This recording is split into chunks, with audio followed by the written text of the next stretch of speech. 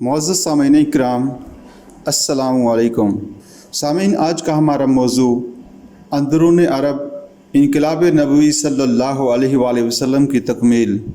وَقَاتِلُوهُمْ حَتَّى لَا تَكُونَ فِتْنَةٌ وَيَكُونَ الدِّينُ كُلُّهُ لِلَّهِ۔ دار الہجرت یعنی مدینہ منورہ میں نبی اکرم صلی اللہ علیہ وآلہ وسلم کے ورود مسعود کی تاریخ 8 ربیع الاول 13 نبوی ہے، جو سن عیسوی کے مطابق 20 ستمبر 622 عیسوی قرار پاتی ہے۔ یہ سمجھنا بہت بڑی غلطی ہے کہ ہجرت کے نتیجے میں نبی اکرم صلی اللہ علیہ وآلہ وسلم یا صحابہ اکرام رضی اللہ تعالیٰ عنہ کو کوئی گوشہ عافیت میسر آ گیا تھا۔ سامعین، واقعہ اس کے بالکل برعکس ہے کہ ہجرت کے بعد سے نبی اکرم صلی اللہ علیہ وآلہ وسلم جدوجہد شدید ترین مراحل میں داخل ہوئی۔ آپ صلی اللہ علیہ وآلہ وسلم کی حیات طیبہ کے ہجرت کے بعد کے 10 سال میں واقعہ یہ ہے کہ ایک بھرپور ہمہ اور ایک مکمل انقلابی جدوجہد اپنے تمام اطراف و جوانب اور تقاضوں کے ساتھ میسر نظر آتی ہے۔ مدینہ منورہ میں تشریف لانے کے بعد آپ کی جدوجہد کے 3 اہم گوشے ہماری نگاہوں کے سامنے آتے ہیں۔ سب سے پہلے یہ کہ آپ صلی اللہ علیہ وآلہ وسلم کا مثبت کام جو قرآن حکیم کی اس آیت میں واضح کیا گیا کہ یتلو علیہم آیاتہ ویزکیہم ویعلمہم الکتاب والحکمہ، اس کے ساتھ حدود وسیع تر ہو گئے۔ ایک جانب ایک آزاد مسلمان معاشرہ جو اللہ تعالیٰ نے آپ کو عطا فرما دیا، اس کی تطہیر و افکار اور تعمیر و کردار کا فریضہ منصبی ہے جو بجائے خود ایک سخت، مشکل اور صبر آزما کام ہے۔ دوسری طرف آپ صلی اللہ علیہ وآلہ وسلم کی دعوت و تبلیغ کی حدود کی توسیع ہے، جس کے نتیجے میں ایک نئی ضرورت سامنے آئی کہ ایسے لوگوں کی ایک جماعت تیار کی جائے جو نبی اکرم صلی اللہ علیہ وآلہ وسلم کی صحبت سے اس درجہ فیض یافتہ ہوں اور تعلیم و تربیت نبوی صلی اللہ علیہ وآلہ وسلم سے اس درجہ حصہ پا چکے ہوں کہ پھر انہیں عرب کے اطراف و جوانب میں پیغام محمدی علیہ صاحب الصلاۃ والسلام کے نشر و اشاعت کے لیے بھیجا جا سکے۔ سامعین، جیسا کہ ان دونوں کاموں کے لیے حضور صلی اللہ علیہ وآلہ وسلم نے مدینہ منورہ تشریف لاتے ہی سب سے پہلے قباء میں مسجد تعمیر فرمائی اور پھر مدینہ کے مرکز میں مسجد نبوی صلی اللہ علیہ وآلہ وسلم کی تعمیر کا آغاز فرمایا۔ یہ گویا کہ عملی تفسیر ہے اس آیہ مبارکہ کی جو سورۃ حج میں حسن قتال والی آیت کے فوراً بعد آتی ہے۔ الذین ان مکناہم فی الارض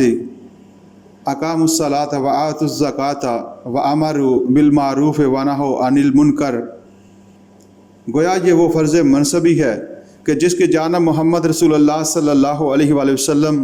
ہمتاً متوجہ ہو گئے۔ دوسری جانب مدینہ منورہ میں جو ایک آزاد مسلمان حکومت قائم ہوئی، جو ابتداءً تو ایک چھوٹی سی شہری ریاست تھی، لیکن جیسے حضور صلی اللہ علیہ وآلہ وسلم کی حیات طیبہ ہی کے دوران عرب کے اطراف و جوانب تک وسیع ہونا تھا اور جسے آئندہ ایک عالمی اسلامی ریاست کے لیے پیش خیمہ اور نمونہ بننا تھا، اس کے ضمن میں واقعہ یہ ہے کہ نبی اکرم صلی اللہ علیہ وآلہ وسلم کے تدبر اور حسن تدبیر، معاملہ فہمی، پیش بینی اور آپ صلی اللہ علیہ وآلہ وسلم کے حسن انتظام کے جو مظاہر سامنے آتے ہیں، جناب محمد صلی اللہ علیہ وآلہ وسلم کے تمام سیرت نگار، خواہ وہ آپ صلی اللہ علیہ وآلہ وسلم کے ماننے والے ہوں یا آپ صلی اللہ علیہ وآلہ وسلم کی رسالت کے منکر ہوں، اور یہ انکار دشمنی کی حدود تک پہنچ گیا ہو، سب نے اس کا اعتراف کیا اور کھلے دل کے ساتھ کیا۔ چنانچہ منٹگمری واٹ نبی اکرم صلی اللہ علیہ وآلہ وسلم کے حسن تدبیر کو جن شاندار الفاظ میں خراج تحسین ادا کرتا ہے کہ شاید ہی نسل آدم کے کسی اور شخص کے لیے ان الفاظ کو استعمال کیا گیا ہو۔ اس زمن میں نبی اکرم صلی اللہ علیہ وآلہ وسلم نے کمال حسن تدبیر سے کام لیتے ہوئے سب سے پہلے یہود کے 3 قبیلوں سے معاہدے کر لیے اور انہیں اس قول و اقرار میں جکڑ لیا جن کی بنا پر وہ کبھی بھی نبی اکرم صلی اللہ علیہ وآلہ وسلم کی مخالفت سامنے آ کے نہ کر سکیں۔ ایک دوسرا عنصر جو مدینہ منورہ کی چھوٹی سی اسلامی ریاست اور چھوٹے سے اسلامی معاشرے میں یہود ہی کے زیر اثر پروان چڑھ رہا تھا، وہ منافقین کا گروہ تھا۔ ان کی ریشہ دوانیاں تھیں، یہ مارے آستین تھے جو اندر سے حملے کرتے تھے۔ نبی اکرم صلی اللہ علیہ وآلہ وسلم کا ایک طرف اپنے مثبت کام میں مصروف ہیں جو دعوت اور تربیت اور تعلیم و تزکیہ کا کام ہے، دوسری طرف مدینہ ہی کے اندر یہود اور منافقین کی سازشوں سے عہدہ برا ہو رہی ہیں، اور تیسری طرف ہے آپ کا اصل محاذ جس کی جانب ارشاد ہوا اس آیے مبارکہ میں، جس سے آج گفتگو کا آغاز ہوا۔ وَقَاتِلُوهُمْ حَتَّى لَا تَكُونَ فِتْنَةٌ وَيَكُونَ الدِّينُ كُلُّهُ لِلَّهِ۔ جزیرہ نمائے عرب میں اللہ کے دین کو عملاً نافذ کرنے کے لیے ضروری تھا کہ اب ان حضرت صلی اللہ علیہ وآلہ وسلم کی جانب سے بھی اقدام ہو۔ قتال کا مرحلہ شروع ہو رہا ہے۔ اس سلسلے میں سب سے پہلے قریش حملہ آور ہوتے ہیں اور 1000 کا لشکر جرار آتا ہے۔ 2 ہجری میں نبی اکرم صلی اللہ علیہ وآلہ وسلم مجلس مشاورت منعقد فرماتے ہیں کہ ایک طرف تو شام سے قافلہ آ رہا ہے جو مال تجارت سے لدا پھندا ہے اور اس کی حفاظت کے لیے صرف 150 اشخاص ہیں، دوسری جانب ایک لشکر ہے جو مکہ سے چلا آ رہا ہے۔ اب لوگوں مشورہ دو ہمیں کدھر کا قصد کرنا چاہیے۔ یہ اصل میں آپ صلی اللہ علیہ وآلہ وسلم نے ایک انتہائی ماہر سپہ سالار کی حیثیت سے اپنے ساتھیوں کے حوصلے مورال کا اندازہ کرنے کی تدبیر فرمائی تھی۔ بعض حضرات نے بربنائے طب بشری اس خیال کا اظہار کیا کہ ہمیں پہلے قافلے کا رخ اختیار کرنا چاہیے، لیکن صحابہ اکرام رضی اللہ تعالیٰ عنہ میں سے وہ لوگ جو نبی اکرم صلی اللہ علیہ وآلہ وسلم کے مزاج شناس تھے، انہوں نے یہ بھانپ لیا کہ حضور صلی اللہ علیہ وآلہ وسلم کا قصد کدھر ہے۔ جان نثاروں کی تقریریں ہوئیں۔ حضرت مقداد رضی اللہ تعالیٰ عنہ نے عرض کیا، حضور صلی اللہ علیہ وآلہ وسلم ہمیں آپ صحابہ موسیٰ علیہ السلام پر قیاس نہ فرمائیں جنہوں نے حضرت موسیٰ علیہ السلام کو یہ کورا جواب دے دیا تھا، اذهب انت وربک فقاتلا انا ہاہنا قاعدون۔ آپ صلی اللہ علیہ وآلہ وسلم اللہ کا نام لے کر جدھر بھی آپ کا ارادہ ہو قصد فرمائیں، کیا جب کہ اللہ تعالیٰ آپ کو ہمارے ذریعے سے آنکھوں کی ٹھنڈک عطا فرمائے۔ حضور صلی اللہ علیہ وآلہ وسلم کو خاص طور پر انصار کی طرف سے ان کی رائے کا انتظار تھا، چنانچہ اس کو بھانپ لیا۔ حضرت سعد ابن عبادہ رضی اللہ تعالیٰ عنہ رئیس خزرج کھڑے ہوئے اور ان نے عرض کیا کہ حضور صلی اللہ علیہ وآلہ وسلم ان آمنا بک وصدقناک، ہم آپ پر ایمان لا چکے ہیں، ہم نے آپ صلی اللہ علیہ وآلہ وسلم کی تصدیق کی ہے، اب ہمارے لیے کون سا اختیار رہ گیا۔ آپ صلی اللہ علیہ وآلہ وسلم کا جدھر کا بھی ارادہ ہو بسم اللہ کیجئے، اگر آپ ہمیں برق الگواد تک جانے کا حکم دیں گے تو ہم جائیں گے اور انشاءاللہ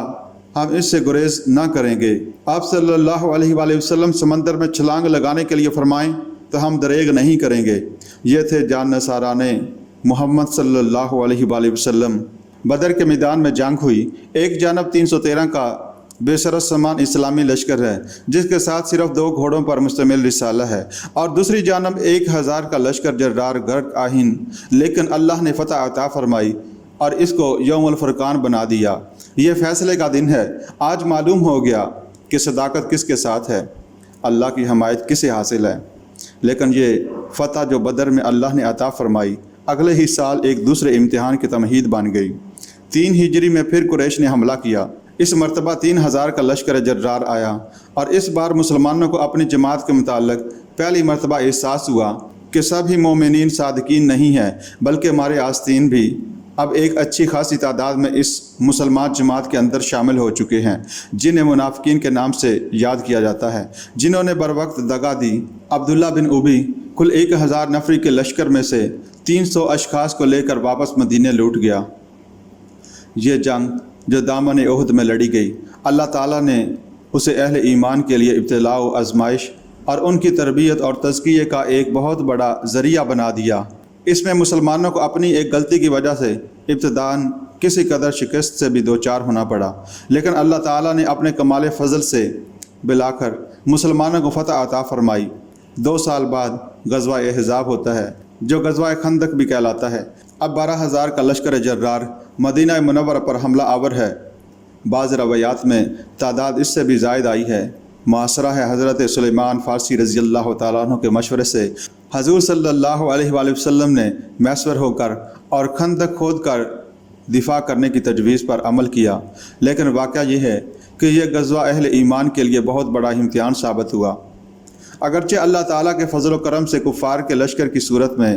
جو آندھیاں آئی تھیں وہ اللہ کی بھیجی ہوئی آندھیوں سے ایسے ختم بھی ہو گئیں، لیکن اس کے دوران اہل ایمان کے ایمان کا پورا امتحان ہو گیا اور اہل نفاق کا نفاق بھی پورے طور پر عیاں اور ظاہر ہو گیا۔ غزوہ خندق میں جب اللہ تعالیٰ نے مسلمانوں کو کامیابی عطا فرمائی تو حضور صلی اللہ علیہ وآلہ وسلم نے، جن کا دست راست حالات کی نظر پر تھا، مسلمانوں کو یہ خبر دے دی تھی کہ یہ آخری بار ہے کہ قریش تم پر چڑھ کر آئے تھے، اب اقدام تمہارے ہاتھ میں ہوگا، اب پیش قدمی تم کرو گے۔ چنانچہ 6 ہجری میں اپنے ایک خواب سے بشارت پا کر اور یہ معلوم رہے کہ نبی کا خواب بھی وہی ہوتا ہے، نبی اکرم صلی اللہ علیہ وآلہ وسلم نے عمرے کی نیت سے مکہ مکرمہ کا سفر کیا، جس کے نتیجے میں صلح حدیبیہ واقع ہوئی۔ اگرچہ عمرہ اس سال حضور صلی اللہ علیہ وآلہ وسلم نہ کر سکے، وہ دوسرے سال ہوا، لیکن اس صلح حدیبیہ کو اللہ تعالیٰ نے فتح عظیم قرار دیا۔ انا فتحنا لک فتحا مبینا، حدیبیہ میں بظاہر حوال ان حضور صلی اللہ علیہ وآلہ وسلم نے کچھ دب کر صلح کی تھی کہ حضور صلی اللہ علیہ وآلہ وسلم کے تدبر کا یہ شاہکار ہے جس کی توثیق فرمائی وہی آسمانی نے کہ یہ فتح مبین ہے، اس لیے کہ اس کے بعد حضور صلی اللہ علیہ وآلہ وسلم کو 2 سال کا عرصہ ایسا ملا کہ جس میں گویا کہ قریش کے ہاتھ باندھ دیے گئے تھے، گویا کوئی مزاحمت اب میدان میں نہ تھی۔ ایک طرف تو اس صلح نے پورے عرب کے سامنے یہ بات روشن کر دی کہ قریش نے گویا کہ محمد صلی اللہ علیہ وآلہ وسلم اور ان کے ساتھیوں کو تسلیم کر لیا ہے۔ یہ گویا کہ ایک طرف کی ریکگنیشن تھی، گویا مان لیا گیا تھا کہ اب ان حضور صلی اللہ علیہ وآلہ وسلم اور مسلمان they are a power to reckon with، اب ان کو تسلیم کرنا پڑے گا۔ چنانچہ پورے عرب میں ان حضور صلی اللہ علیہ وآلہ وسلم کی دھاک بیٹھ گئی، دوسرے قریش کے ہاتھ باندھ گئے اور گویا کہ ان حضور صلی اللہ علیہ وآلہ وسلم کے ہاتھ پوری طرح کھل گئے۔ آپ صلی اللہ علیہ وآلہ وسلم کا دعوتی اور تبلیغی سلسلہ پورے 2 سالوں کے دوران اپنے عروج کو پہنچ گیا۔ اصحاب صفہ کی وہ جماعت جو تعلیم و تربیت نبوی صلی اللہ علیہ وآلہ وسلم سے تیار ہو رہی تھی، اس کو بکثرت وفود کی شکل میں تبلیغ کے لیے عرب کے کونے کونے تک بھیجا گیا۔ نتیجہ یہ ہوا کہ دعوت محمدی صلی اللہ علیہ وآلہ وسلم جنگل کی آگ کی طرح پورے عرب میں پھیل گئی۔ اس صورتحال کو دیکھ کر اور کچھ قریش نے خود اپنی غلطی کو محسوس کر کے انہوں نے ایک عاجلانہ اقدام کے ذریعے صلح کو ختم کر دیا۔ اس کے بعد ان کے مدبر رہنما ابو سفیان جو اس وقت تک ایمان نہیں لائے تھے، انہوں نے اگرچہ حالات کے رخ کو پہچان کر پوری کوشش کی کہ اس صلح کی تجدید ہو جائے، لیکن نبی اکرم صلی اللہ علیہ وآلہ وسلم کا دست مبارک جس طرح حالات کی نبض کو ٹٹول رہا تھا، اس سے یہ بات آپ صلی اللہ علیہ وآلہ وسلم کے سامنے بالکل عیاں تھی کہ اب کسی صلح کا دوبارہ کرنا گویا کفر اور شرک کو ایک فریش لیز آف ایگزسٹنس دینا ہے۔ لہٰذا آپ صلی اللہ علیہ وآلہ وسلم نے صلح کی اس کوشش کو قبول نہیں فرمایا اور آپ صلی اللہ علیہ وآلہ وسلم نے 8 ہجری میں 10,000 جان نثار صحابہ اکرام رضی اللہ تعالیٰ عنہم کی معیت میں مکے کی طرف پیش قدمی کی، اور اللہ تعالیٰ نے نبی اکرم صلی اللہ علیہ وآلہ وسلم کو ایک فاتح کی حیثیت سے اس شہر میں کل 8 سالوں کے اندر داخل کر دیا، جہاں سے 8 سال قبل ان حضور صلی اللہ علیہ وآلہ وسلم اپنی جان بمشکل بچا کر نکل سکے تھے۔ ذالک فضل اللہ یؤتیہ من یشاء۔ فتح مکہ کے فوراً بعد طائف کے قبائل کی طرف سے ایک آخری کوشش ہوئی۔ اس کو یہ سمجھا جانا چاہیے کہ عرب میں کفر اور شرک کی طرف سے یہ آخری ہچکی تھی۔ غزوہ حنین کی شکل میں یہ مقابلہ ہوا۔ ابتداءً وہاں مسلمانوں کو اپنی کثرت تعداد کے پیش نظر جو کچھ ضعف ہو گیا تھا، اس کی وجہ سے اللہ تعالیٰ نے انہیں کچھ سبق پڑھانے کے لیے شکست سے دوچار کیا، لیکن بالآخر نبی اکرم صلی اللہ علیہ وآلہ وسلم کی شجاعت نے رخ پھیر دیا، جو اس وقت انتہائی شان کے ساتھ اس طرح ظاہر ہوئی کہ آپ صلی اللہ علیہ وآلہ وسلم اپنے سواری سے اترے۔ آپ صلی اللہ علیہ وآلہ وسلم نے علم اپنے ہاتھ میں لیا اور آپ نے یہ رجز پڑھا، انا نبی لا کاذب انا ابن عبد المطلب۔ اللہ تعالیٰ نے پھر فتح عطا فرمائی۔ یہ گویا کہ پورے جزیرہ نمائی عرب پر نبی اکرم صلی اللہ علیہ وآلہ وسلم کی فیصلہ کن فتح تھی۔ چنانچہ یہی ہے وہ عمل کہ جس کے نتیجے میں اظہار دین حق جزیرہ نمائی عرب کی حد تک پایہ تکمیل کو پہنچ گیا، اور محمد رسول اللہ صلی اللہ علیہ وآلہ وسلم کی بعثت کا مقصد ملک عرب کی حد تک مکمل ہو گیا۔